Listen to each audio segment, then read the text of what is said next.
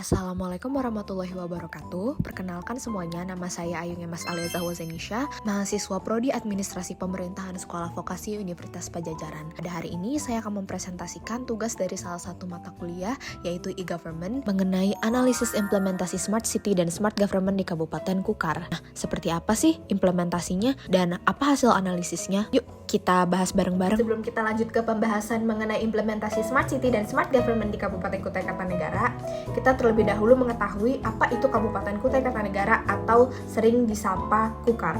Kabupaten Kukar itu merupakan salah satu kabupaten yang berada di Provinsi Kalimantan Timur, Indonesia. Kabupaten Kukar itu kebanyakan aktivitas pemerintahannya berpusat di Kecamatan Tenggarong. Kabupaten Kukar itu dikenal sebagai salah satu daerah paling kaya dan paling tua di Kalimantan Timur. Kabupaten Kukar itu kaya akan sumber daya alam seperti minyak, gas, dan batu bara, serta sejarahnya mengenai Sultanan Kutai. Sebagian wilayahnya kini berubah menjadi lokasi pembangunan IKN atau Ibu Kota Nusantara. Alasan kenapa Kutai Kartanegara merupakan sebuah daerah dengan banyak sekali hal strategis untuk ditelaah adalah karena posisinya sebagai salah satu daerah pionir pada awal gerakan menuju 100 Smart City pada tahun 2017. Tak hanya itu, posisi Kabupaten Kutai Kartanegara sebagai daerah penyangga IKN atau Ibu Kota Nusantara merupakan sebuah peluang besar bagi percepatan infrastruktur e-government mereka. Namun implementasi dari Smart City dan Smart Government itu masih semuanya mengalami tantangan, terutama di bagian geografis, dikarenakan adanya disparitas infrastruktur di beberapa daerah. Maka dari itu masih ada ketimpangan atau masih ada perbedaan antara kebijakan strategis dengan realita yang ada di lapangan. Nah, apa sih sebenarnya Smart City? Apa itu Smart Government? Nah, baik, jadi Smart City itu terdiri dari 6 dimensi. Nah, kita bahas terlebih dahulu apa sih itu Smart City. Jadi Smart City itu merupakan pengelolaan kota yang berbasis TIK agar sebuah kota menjadi lebih cerdas dan efisien dalam memanfaatkan sumber daya yang ada. Selanjutnya adalah dimensi-dimensi dari Smart City itu tersendiri. Ada 6, yaitu ada Smart Society, Smart Living, Smart Environment, Smart Government, Smart Economy, dan Smart Mobility. Nah, Smart Government sendiri itu merupakan salah satu dimensi dari Smart City, di mana fokus dimensi ini adalah pada tata kelola dan jalannya pemerintahan melalui adanya kolaborasi antara pemerintah dan masyarakat. Dari kolaborasi ini, diharapkan jalannya pemerintahan itu akan bersih, jujur, adil, dan berdemokrasi. Baik, selanjutnya adalah program-program yang ditetapkan oleh Kabupaten Kutai Kartanegara sebagai salah satu upaya dari penerapan Smart City di Kabupaten Kutai Kartanegara sendiri. Baik, yang pertama adalah aplikasi Becik yang bisa diakses di becikkukarkap.co.id, di mana ini merupakan wadah integrasi untuk seluruh OPD untuk transparansi dan akuntabilitas publik.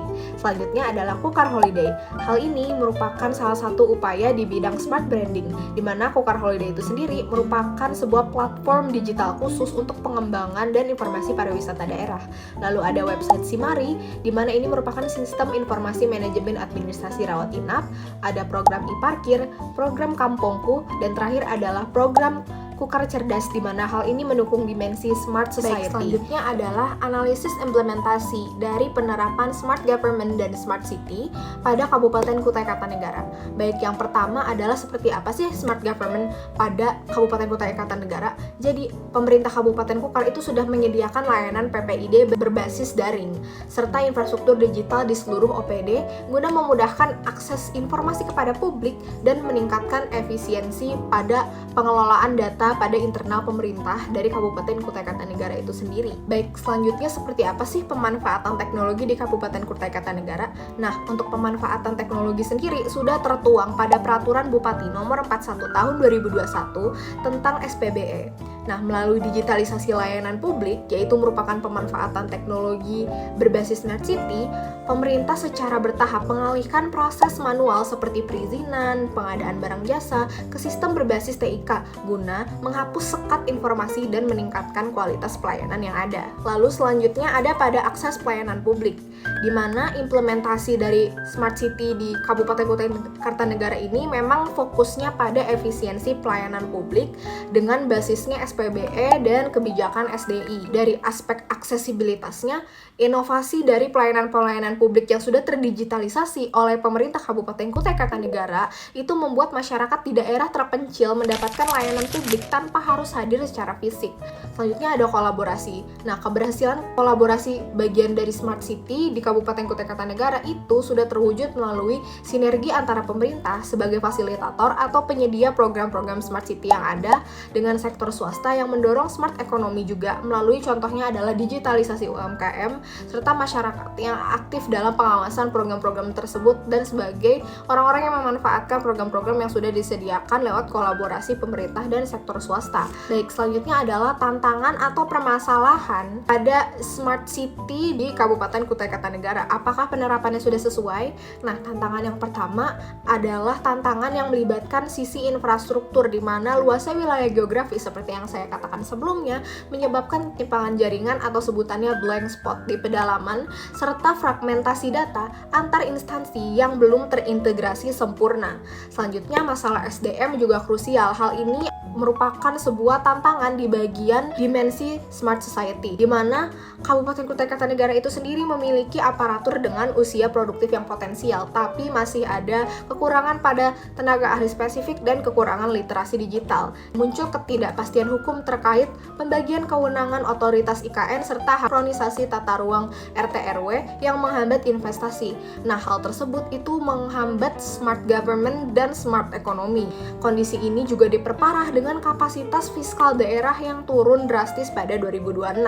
Baik, selanjutnya adalah rekomendasi atau solusi-solusi kritis mengenai kondisi implementasi Smart City dan Smart Government di Kabupaten Kutai Kartanegara. Yang pertama adalah penghapusan blank spot di kecamatan-kecamatan dan desa-desa. Selanjutnya adalah mengesahkan regulasi sinkron dengan otorita IKN untuk kepastian pembangunan wilayah penyangga. Hal ini guna memperkuat regulasi agar Smart Government tetap terjaga. Selanjutnya adalah rekomendasi. Yang pertama, di bagian Smart Government harus dilakukan sinkronisasi SPBE dan SDI yang lebih akurat dan pengambilan keputusannya harus berbasis data yang akurat sehingga tidak ada permasalahan transfer data antar instansi dan tidak ada duplikasi data yang terjadi. Juga harus terjadi transformasi budaya kerja digital guna meningkatkan kualitas hidup dan daya saing daerah. Lalu yang terakhir ada di bagian implikasi kebijakannya. Yang pertama, harus efisien. Ada pemangkasan birokrasi yang harus menghemat waktu dan biaya operasional masyarakat yang lebih rendah. Lalu kepastian ruang yang harus terjadi perlindungan lahan ulayat dan mitigasi tumpang tindih lahan di sektor ekstraktif karena itu merupakan salah satu tantangan di bagian smart environment. Lalu yang terakhir adalah inklusivitas, di mana masyarakat daerah terpencil harus mendapatkan layanan publik tanpa hambatan geografis. Dari hal-hal yang sudah kita analisis dan tantangan-tantangan yang sudah kita ketahui tentang kebijakan dan implementasi Smart City di Kabupaten Kutai Kartanegara, dapat disimpulkan bahwa Kabupaten Kukar perlu meningkatkan efektivitas transformasi digital yang masih terbentur oleh tantangan geografis berupa luas wilayah yang terlalu besar. Tak hanya itu, terjadi juga disparitas akses yang begitu besar sehingga menyebabkan blank spot. Tak hanya itu, juga perlu ada pengembangan dari rendahnya literasi digital masyarakat serta adanya regulasi yang konkret terkait sinkronisasi data otoritas ibu kota negara atau IKN. Namun, dapat diketahui bahwa implementasi Smart City dan Smart Government itu memang prosesnya sangat menjanjikan di Kabupaten Kutai Kartanegara. Dapat dilihat melalui layanan publik seperti Becik, Simari, atau e-parkir yang memang sudah berhasil implementasinya. Kita juga dapat mengetahui bahwa sistem SPBE dan sistem SDI juga sudah disatukan di bagian internal pemerintahan Kabupaten Kutai Kartanegara.